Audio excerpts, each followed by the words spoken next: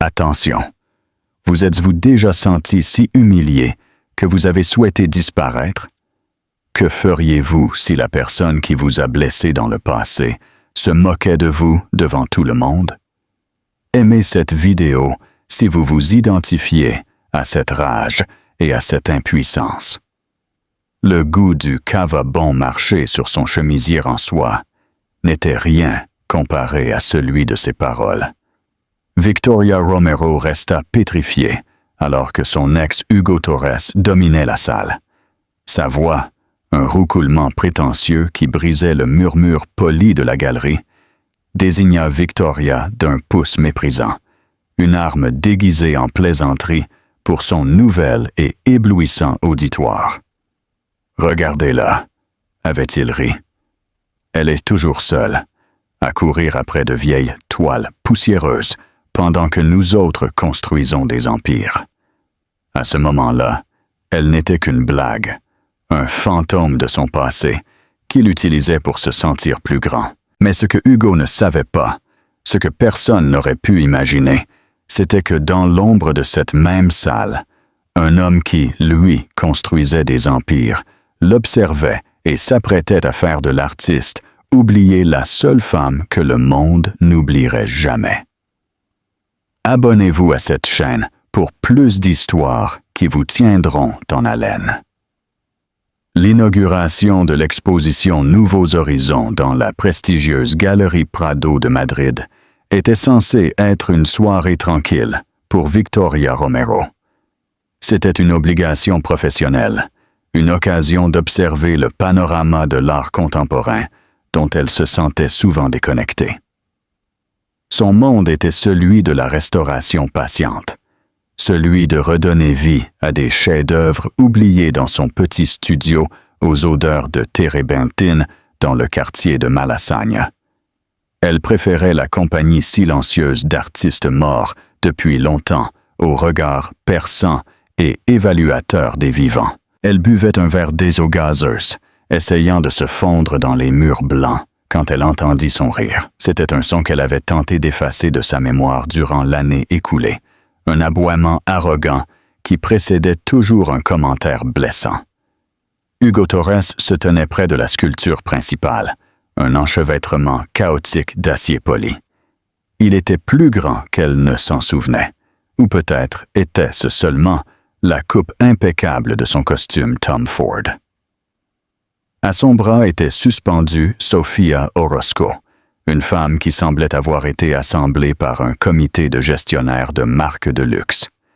Sa robe était un argent liquide, ses diamants aveuglants et son sourire aussi fabriqué que l'art sur les murs. Le cœur de Victoria fit un bond douloureux et familier. Elle tenta de se détourner pour se faufiler dans la foule, mais les yeux de Hugo, froids et aiguisés comme toujours, la trouvèrent. Un sourire lent et cruel s'étira sur son visage. Il donna un coup de coude à Sofia et commença à marcher vers elle. « Victoria, mon Dieu, c'est toi !» s'exclama-t-il en feignant la surprise. Toutes les têtes autour d'eux se tournèrent.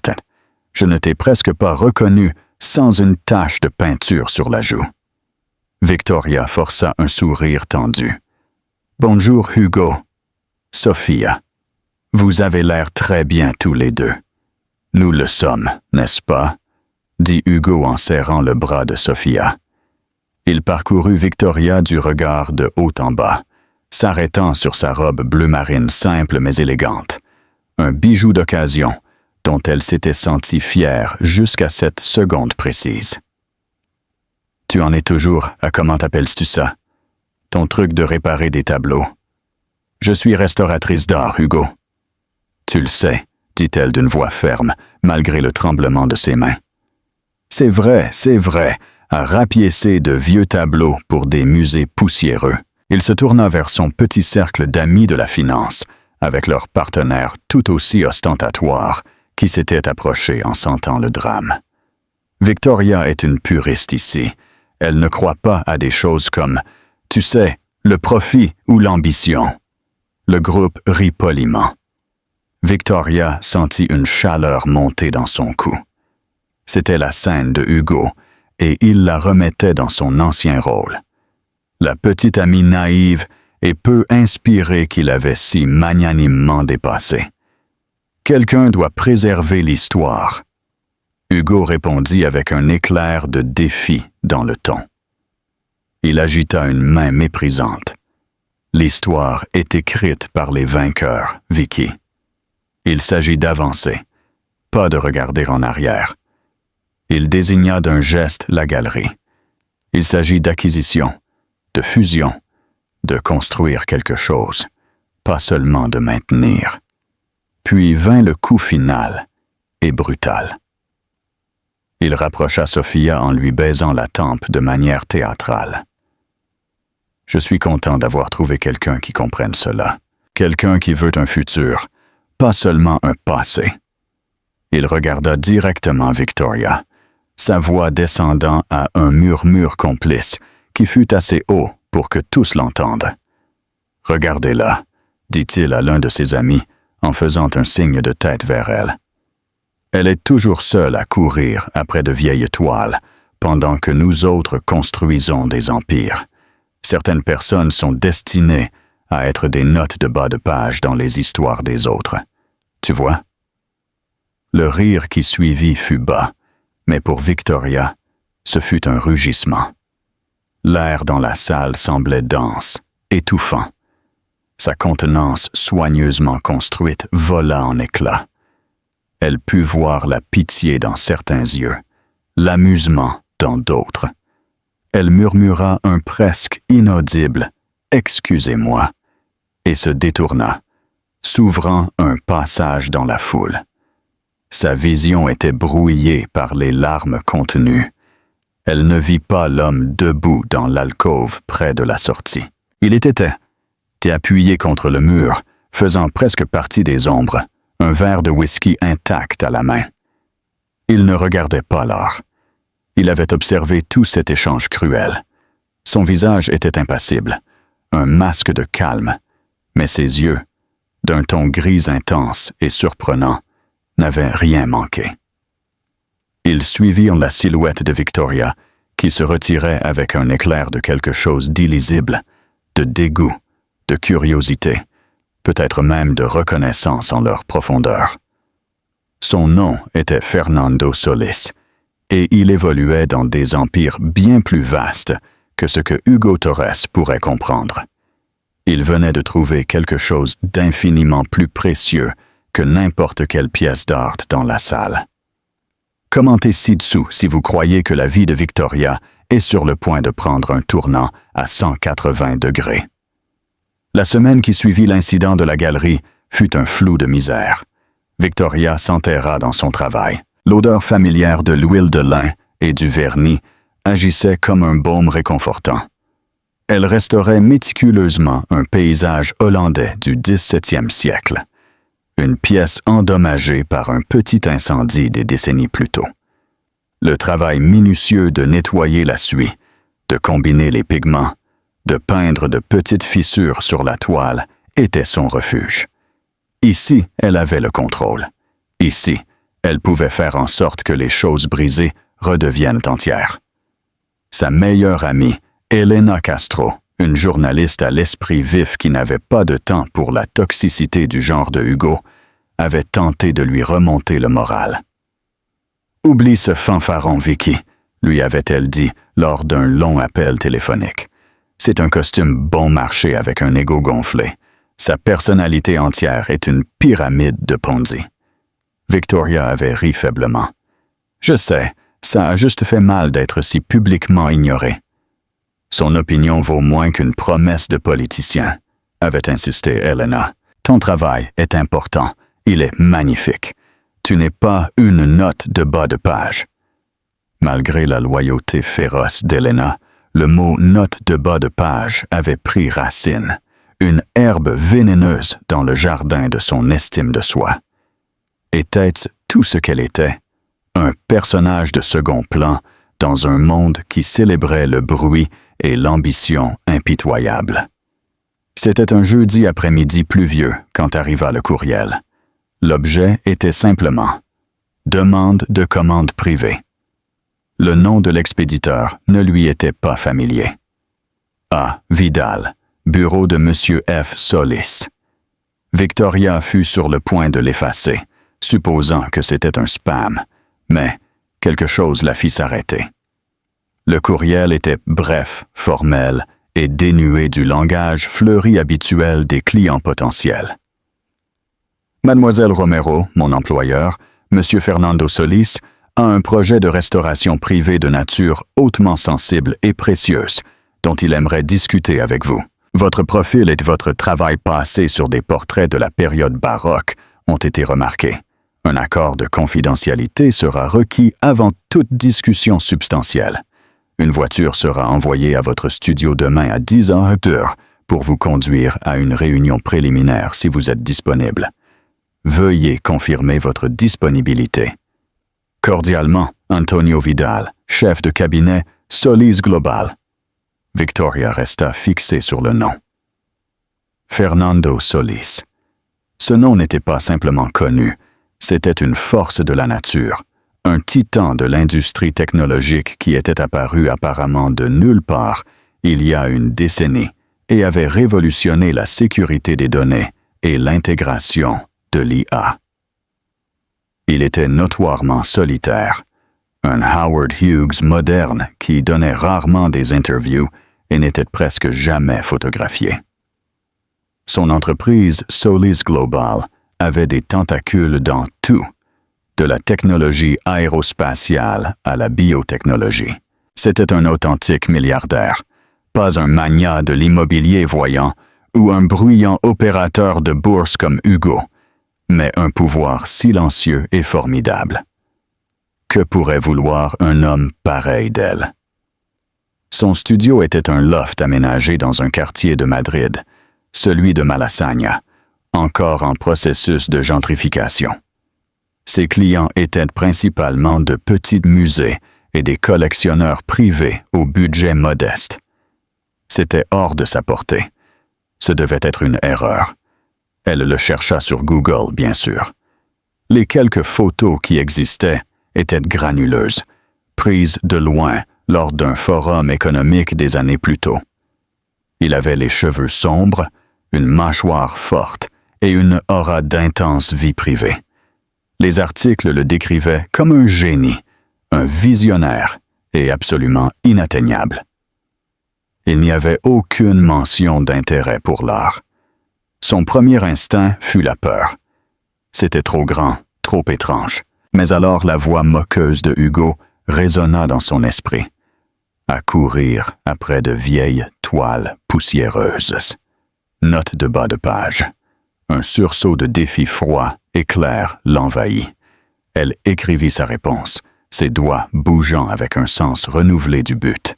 « Monsieur Vidal, je suis disponible. Je serai prête à 10h. Attentivement, Victoria Romero. Le lendemain matin, à 10h pile, une élégante Audi A8 noire, si propre qu'elle semblait repousser la crasse de la ville, s'arrêta devant son immeuble. Le conducteur, un homme au costume impeccable, lui ouvrit la porte sans dire un mot. L'intérieur sentait le cuir riche et l'efficacité silencieuse. Alors que la voiture glissait silencieusement à travers le trafic de Madrid, Victoria sentit qu'elle était entrée dans une autre dimension. Ils conduisirent vers ce qui ambiente vers le nord, laissant la ville derrière eux, et tournèrent finalement dans une longue allée privée, flanquée d'une forêt dense. Après plusieurs minutes, une structure impressionnante apparut en vue. Ce n'était pas une demeure ostentatoire, mais une merveille d'architecture moderne. Une maison expansive de verre, d'acier sombre et de cèdre chaleureux, qui semblait pousser de la falaise, avec vue sur la vaste et agitée étendue de la mer Cantabrique. Un homme haut et d'aspect sévère, d'une 50aine d'années, aux cheveux argentés et au costume parfaitement ajusté, l'accueillit à la porte. « Mademoiselle Romero, je suis Antonio Vidal. Merci d'être venue. » Sa poignée de main fut ferme et brève. Il la guida à travers des pièces minimalistes et caverneuses, remplies non de désordre, mais d'espace, de lumière et de quelques pièces d'art soigneusement choisies qui lui firent retenir son souffle. Un Rothko ici, un de Kooning là. Chacune était une œuvre maîtresse de qualité muséale. Finalement, ils entrèrent dans une grande bibliothèque baignée de soleil. Les livres couvraient les murs de haut en bas, mais un mur était dominé par un seul grand objet, recouvert d'un tissu de velours et se tenant devant lui. De dos, il y avait un homme. Il était grand et mince, vêtu d'un simple pantalon sombre et d'un pull en cachemire gris. Il se tourna en entrant. C'était l'homme de la galerie. Le cœur de Victoria s'arrêta un instant. Elle le reconnut à l'instant, l'observateur dans les ombres, les yeux gris intenses, qui avait vu son humiliation. Il lui offrit un petit signe de tête presque imperceptible. « Mademoiselle Romero, Fernando Solís, merci d'être venue. » Sa voix était plus profonde qu'elle ne l'espérait. Un baryton tranquille qui contenait une autorité silencieuse. « Monsieur Solís, » réussit-elle à dire d'une voix un peu tremblante. « Le plaisir est mien, je serai direct, » dit-il en sautant les préambules. « J'ai un projet pour vous, un projet qui requiert une discrétion absolue et, ce qui est plus important, une main délicate. » Il marcha vers l'objet couvert et, d'un mouvement doux, retira le tissu de velours. Victoria retint son souffle. Sur le chevalet se trouvait un portrait, une pièce éblouissante, clairement de la période baroque tardive. Il représentait une femme aux cheveux rouges feu et aux yeux de la couleur d'une mer orageuse. Son expression était celle d'une douleur défiante, sa beauté teintée d'une profonde et tragique sagesse, mais la peinture était terriblement endommagée. Une longue et dentelée déchirure courait diagonalement du coin supérieur droit jusqu'au centre, et le quadrant inférieur gauche était taché par un sévère dommage causé par l'eau. La peinture était boursouflée et décolorée. « Mon arrière-arrière-grand-mère Léonore Solís, » dit Fernando doucement, son regard fixé sur le portrait. « C'est le seul portrait qu'on ait fait d'elle. Il a été endommagé lors d'un incendie dans la maison ancestrale de ma famille, au Pays Basque, il y a presque 80 ans. On le croyait perdu. Je l'ai récupéré récemment. » Victoria s'approcha. Ses instincts professionnels reprenant le dessus. Elle vit au-delà du dommage le travail de pinceau magistral en dessous, l'incroyable détail du col en dentelle, la vie dans les yeux de la femme. « C'est magnifique. » Elle soupira. Le style rappelle Velázquez, mais l'intensité émotionnelle est différente.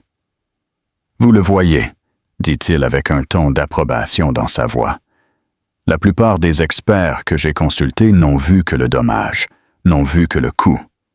Vous voyez l'âme. » Il dirigea toute son attention vers elle, ses yeux gris scrutant son visage. « J'étais à la Galerie Prado l'autre soir. J'ai vu ce qui s'est passé. » Victoria frissonna, la honte l'envahissant à nouveau. « Ce que cet homme Hugo Torres a dit était méprisable, » affirma Fernando d'une voix plate et froide. « Mais ce que j'ai observé n'était pas une note de bas de page. J'ai vu une femme d'une passion et d'une habileté immense, dénigrée par un homme d'un ego immense et de peu de substance. Son opinion est hors de propos. Votre travail, cependant, ne l'est pas. » Il désigna d'un geste la peinture. « Ce tableau est le dernier lien avec une partie de ma famille dont je sais très peu de choses. Le restaurer est plus qu'un simple travail. Il s'agit de récupérer un morceau de ma propre histoire. Je crois que vous êtes la seule personne capable de le faire. Allez-vous m'aider, mademoiselle Romero? » À cet instant, debout dans la bibliothèque tranquille et ensoleillée d'un homme qui possédait le monde, Victoria sentit un changement profond. Ce n'était pas seulement une offre d'emploi, c'était une onction, une validation venant de la source la plus inattendue.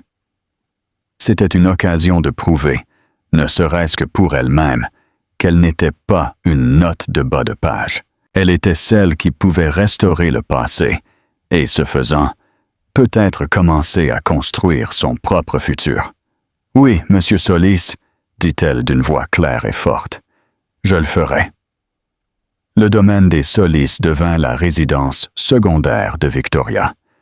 Une aile de la maison avec vue sur un jardin serein fut transformée en studio de restauration d'avant-garde pour elle. C'était un monde à part de son loft poussiéreux. Ici, elle avait accès au meilleur équipement imaginable. Un spectromètre digital de fluorescence de rayons X pour analyser les pigments, une chambre à climat contrôlé pour stabiliser la toile et une collection de pigments anciens rares que le personnel de Fernando avait cherché dans le monde entier. Mais le véritable cœur du projet ne résidait pas dans la technologie. Il résidait dans les heures tranquilles qu'elle passait avec la peinture de Léonore Solis et, de façon inattendue, avec Fernando lui-même. Il n'était pas un client envahissant. Souvent, il entrait dans le studio en silence, restant debout durant de longues périodes, l'observant simplement travailler. Il lui apportait du café dans une simple tasse blanche, s'asseyant dans un fauteuil en cuir qu'il avait fait déplacer dans le coin, lisant un livre d'aspect dense sur la physique quantique ou l'histoire ancienne. Au début, leur conversation était maladroite, centrée entièrement sur la restauration. Elle lui expliquait le délicat processus de retirer le vieux vernis jauni ou la composition chimique d'un liant du XVIIe siècle. Il l'écoutait avec une concentration troublante, posant des questions intelligentes et perspicaces qui révélaient une profonde curiosité intellectuelle. Mais lentement, le sujet de conversation commença à dévier. « Ses yeux, » dit-il un après-midi alors que son regard était sur le portrait, « semblent piégés. » Victoria peignait méticuleusement une petite section de la joue de Léonore, d'un pinceau ferme. « C'était une femme de son temps, » murmura-t-il, « belle, précieuse et probablement possédée, d'abord par son père, puis par son mari. Son défi n'avait probablement que très peu d'espace pour respirer. » Fernando resta en silence pendant un long moment.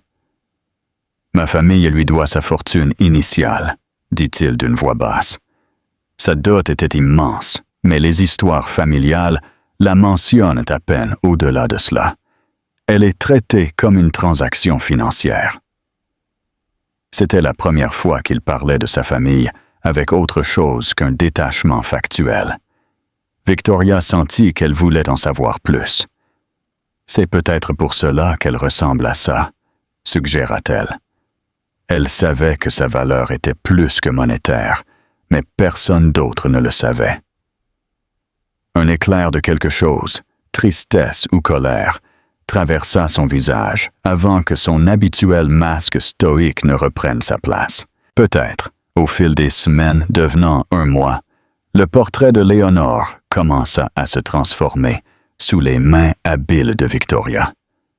La déchirure dentelée fut méticuleusement remandée, la toile rentoilée. Le dommage causé par l'eau fut lentement et minutieusement inversé. Le visage de Léonore, jadis obscurci par la crasse et la tragédie, émergeait, vibrant et vivant, et à mesure que la peinture guérissait, quelque chose d'autre guérissait aussi. La blessure que Hugo lui avait infligée commençait à se faire sentir moins comme un abîme ouvert et plus comme une cicatrice lointaine. Victoria sentit sa confiance revenir non de manière bruyante et agressive, mais avec une assurance tranquille et solide, enracinée dans sa propre habileté. Un soir, travaillant tard, elle luttait pour égaler parfaitement le cramoisi profond de la robe de velours de Léonore. Frustrée, elle soupira et posa le pinceau. « Une couleur difficile », dit la voix de Fernando depuis le seuil. Elle ne l'avait pas entendu entrer. « La plus difficile », admit-elle en se frottant les yeux fatigués. C'est de la cochenille mélangée avec un glacis de lac de Garance. L'iridescence est presque impossible à répliquer. Il s'approcha, se tenant près d'elle, leurs épaules se touchant presque alors qu'ils regardaient la toile. L'arôme léger et propre de son bois de santal et quelque chose d'autre qu'elle ne pouvait identifier se mélangeait à l'odeur des huiles et des solvants. « Ma mère était peintre », dit-il soudainement. La confession flotta dans l'air, inattendue et profondément personnelle. Pas de façon professionnelle, c'était juste pour elle. Elle disait que le rouge était la couleur des secrets, de la passion et de la douleur. Tout mélangé. Victoria se tourna pour le regarder. Sous la douce lumière des lampes du studio, les traits surveillés de son visage semblaient plus doux. « Que lui est-il arrivé ?» demanda-t-elle doucement. Sa mâchoire se crispa. « Elle est décédée quand j'avais 16 ans. Un accident de voiture. » Il détourna le regard, revenant à la peinture. « C'est elle qui m'a appris à apprécier les choses qui durent, les choses avec une histoire. Tout le reste n'est que du bruit. » Victoria ressentit une puissante vague d'empathie. Elle comprenait enfin sa réclusion, sa tranquille intensité, son dédain pour le monde superficiel des gens comme Hugo. C'était un homme qui avait perdu son encre tôt et avait passé sa vie à construire des murs impénétrables pour protéger ce qui restait. « Je suis vraiment désolée, Fernando, » dit-elle en utilisant son prénom pour la première fois. Il rencontra son regard et le mur avait disparu. Pendant une fraction de seconde, elle vit le garçon de 16 ans perdu et seul. « Merci, » dit-il simplement. Le moment fut brisé par le tintement discret de son téléphone. Il le regarda et un froncement de sourcils lui plissa le front. « Il y a un gala de bienfaisance vendredi prochain pour la Fondation d'alphabétisation infantile. Je suis un bienfaiteur principal. On attend que j'y assiste. On aurait dit qu'il décrivait une extraction de dents. »« Tu n'aimes pas ça, » affirma-t-elle, un petit sourire apparaissant sur ses lèvres.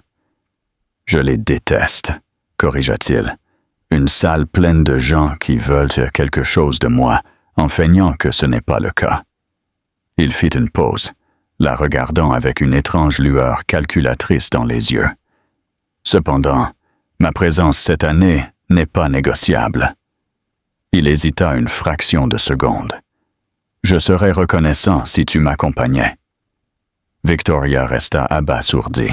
« Moi? Mais je n'ai rien à me mettre. Je n'appartiens pas à ce monde.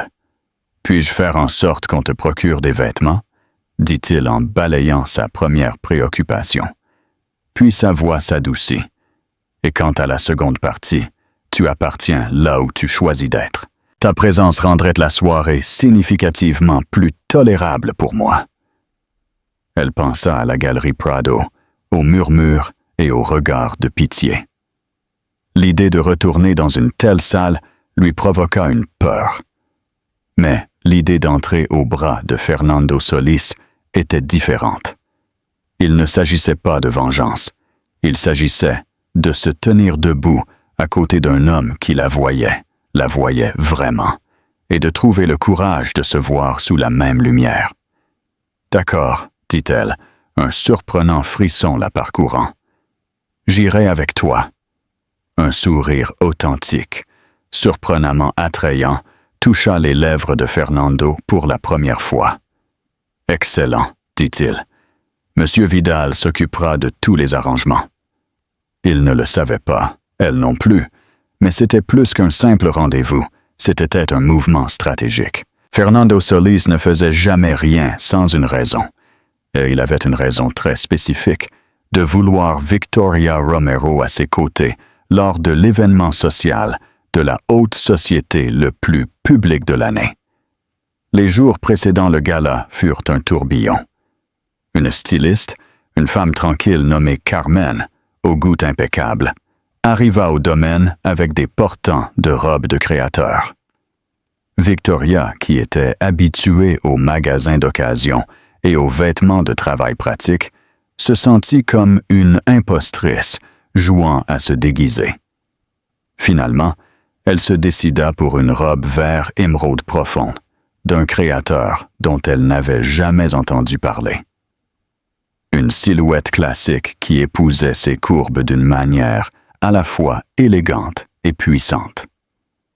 Le soir du gala, alors qu'elle descendait le grand escalier de la demeure Solis, elle vit Fernando l'attendant en bas. Il portait un smoking Brioni, parfaitement sur mesure, avec une montre Patek Philippe brillant à son poignet. Mais ce ne fut pas sa tenue qui lui fit retenir son souffle. Ce fut le regard dans ses yeux. Il l'observait à chaque pas. Son habituelle expression stoïque était remplacée par une admiration ouverte et sans protection. « Victoria, dit-il, sa voix un murmure bas. Tu es éblouissante. »« Vous aussi, vous avez l'air très bien, monsieur Solis, » répondit-elle, un rouge lui montant aux joues. Fernando corrigea en lui offrant doucement son bras. « Ce soir, c'est Fernando. » Le gala se célébrait au Théâtre Royal de Madrid et le grand salon de bal brillait de candélabres de cristal et regorgeait de l'élite de la ville. Au moment où ils sortirent de la voiture, les flashs éclatèrent. La presse, d'ordinaire tenue à une grande distance du milliardaire solitaire, devint folle. « Monsieur Solis, qui est votre accompagnatrice? » « Fernando, un mot pour le journal. » Et Fernande les ignora tous, la main fermement posée dans le bas du dos de Victoria, la guidant à travers la foule avec une autorité tranquille et inexpugnable. À l'intérieur, le bruit était d'un autre type, un bourdonnement de spéculation. Les têtes se tournaient, les murmures les suivaient comme un sillage.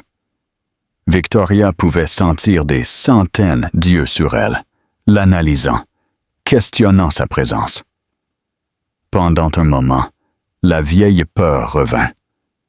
Mais alors Fernando se pencha tout près, son souffle chaud contre son oreille. « Concentre-toi seulement sur moi, » murmura-t-il. « Tous les autres sont hors de propos. » Et étrangement, ils l'éteignent. Ils se dirigeaient vers leur table quand une voix criarde coupa l'air. « Tiens, tiens, tiens, regardez ce que le shot a ramené. » Victoria se figea. Hugo Torres se tenait devant eux, une coupe de champagne à la main, un sourire prétentieux collé sur son visage. Sophia était à ses côtés, sa robe argentée encore plus ostentatoire que celle qu'elle avait portée à la galerie. Les yeux de Hugo la parcoururent avec un éclair de surprise avant d'être remplacés par sa condescendance habituelle. « Jolie robe, Vicky. Tu as dû restaurer une aile entière de musée pour pouvoir te payer ça. » Avant que Victoria ne puisse répondre, Fernando fit un demi-pas en avant, se positionnant subtilement entre elle et Hugo. Il ne dit pas un mot. Il regarda simplement Hugo avec ses froids yeux gris, son expression totalement vide. Ce fut plus intimidant que n'importe quelle menace ouverte. Hugo, cependant, était trop arrogant pour lire l'ambiance. Il jouait pour son public. « Et qui est-ce le sugar daddy ?» se moqua-t-il en faisant un geste vague vers Fernando.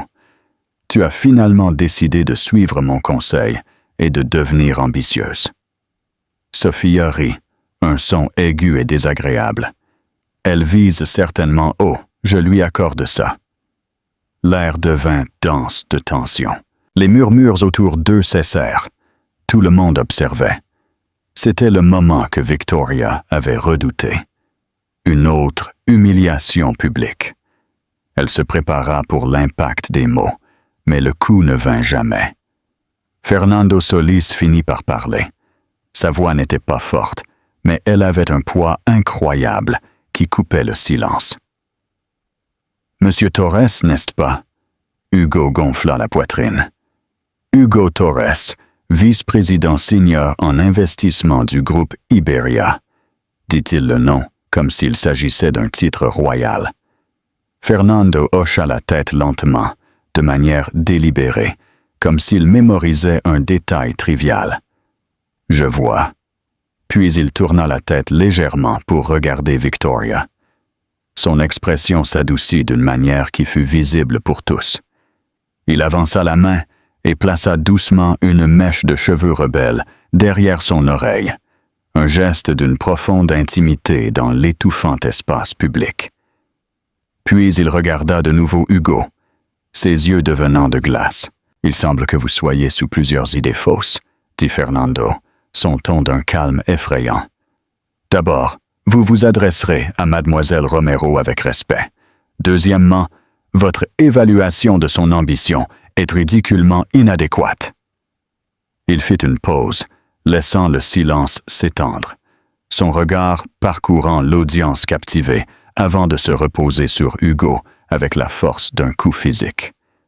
Victoria Romero n'aspire à rien. Elle a déjà réussi. Il prit la main de Victoria, entrelaçant ses doigts aux siens. Il la leva légèrement, une déclaration silencieuse pour toute la salle. « Voyez-vous, Monsieur Torres, vous l'avez méprisé comme une note de bas de page dans l'histoire de quelqu'un d'autre. Vous vous êtes trompé. » Sa voix descendit, devenant une proclamation claire et résonnante qui fit écho dans le salon de bal silencieux. « Cette femme n'est pas une note de bas de page. Elle est le titre du chapitre le plus important de ma vie. » Il regarda directement Hugo, un homme qu'il pourrait ruiner d'un seul appel téléphonique, et prononça la phrase finale et dévastatrice. « Alors, pour répondre à votre vulgaire question, je ne suis pas son sugar daddy. Je suis l'homme qui sera son époux. Elle n'est pas mon accompagnatrice pour ce soir, elle est ma future épouse. » Un halètement collectif parcourut la salle. Les caméras crépitèrent depuis la ligne de presse qui s'était faufilée. La mâchoire de Sofia Orozco tomba. Sa bouche, parfaitement peinte, resta ouverte. Le visage de Hugo Torres passa de prétentieux à confus, puis à complètement livide. Le sang se retira, le laissant pâle et soudainement petit dans son costume cher. Il avait tenté de faire de Victoria une blague, mais Fernando Solis venait de le transformer en un fantôme à ses propres funérailles. Victoria regarda Fernando, son cœur battant contre ses côtes. Époux, épouse, était-ce réel? C'était peut-être un stratagème stratégique pour la protéger. Elle ne pouvait en être sûre, mais alors qu'elle regardait ses yeux gris, fermes et sincères, elle ne vit aucune tromperie. Elle ne vit qu'une conviction féroce et inébranlable. À cet instant, devant toute l'élite de Madrid, Hugo Torres fut effacé, et Victoria Romero, la tranquille restauratrice d'art, renaquit. Les conséquences furent immédiates et explosives. Le temps qu'ils sortent du gala, Fernando guidant une Victoria étourdie à travers une mer vorace de reporters, la nouvelle était déjà en ligne. Le titan technologique Fernando Solis annonce des fiançailles surprenantes avec une femme mystérieuse. Qui est Victoria Romero? La restauratrice d'art qui a capturé le milliardaire le plus insaisissable du monde. Le téléphone d'Elena Castro avait commencé à sonner avec des appels d'éditeurs avant que la voiture de Fernando n'arrive aux portes du domaine.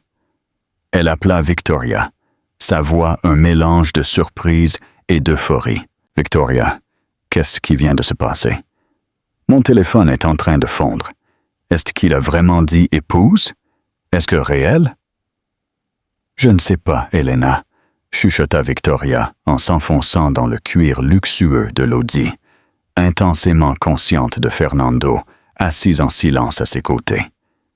Tout s'était passé si vite. Le trajet de retour à la demeure fut silencieux, mais ce fut un silence lourd et chargé. L'esprit de Victoria s'emballait. Époux, épouse. Les mots rebondissaient dans sa tête. Cela avait été une performance, un échec et mat magistral dans une partie d'échec social dont elle ne savait même pas qu'elle faisait partie. Mais était-ce seulement cela? La façon dont il l'avait regardée, la sensation de sa main dans la sienne avait semblé réelle, terrifiamment réelle. Quand ils arrivèrent, Fernando ne la guida pas au studio ou à la bibliothèque, mais vers un salon confortable avec une cheminée crépitante. Monsieur Vidal apparut avec un plateau contenant 2 verres et une bouteille de ce qui semblait être un whisky très vieux. Fernando servit une boisson à chacun et lui en tendit une. « Je te dois une explication, » dit-il, sa voix rompant enfin le silence. « Et des excuses. » Victoria se cramponna au lourd verre de cristal. « Des excuses pour quoi?